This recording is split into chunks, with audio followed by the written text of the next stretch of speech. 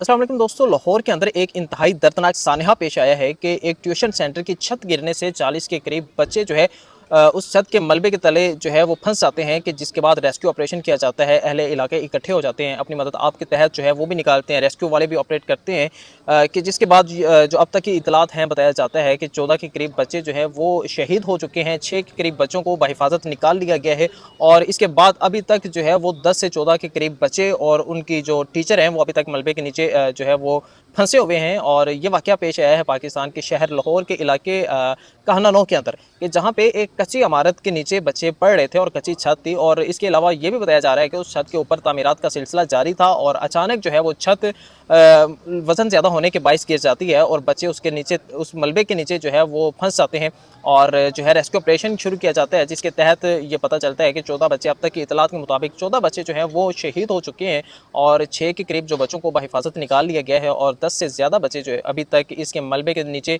जो है वो फंसे हुए हैं। तो इसके बाद जो है ज़िम्मेदारान में सबसे पहले इस घर के मालिक को और ऊपर जो मिस्त्री काम कर रहे थे या ठेकेदार काम कर रहे थे उसको जो है वो पकड़ लिया गया है और मज़ीद बच्चों को देखा जा रहा है, सर्च किया जा रहा है। तो ये थी अब तक की इतलात। आपसे गुजारिश ये है उन मासूम बच्चों के लिए, उन मासूम कलियों के लिए और उनके वालिदैन के लिए दुआ करें, अल्लाह ताला उनको सब्र जमील अता फरमाए। और जिनके बच्चे जो हैं इस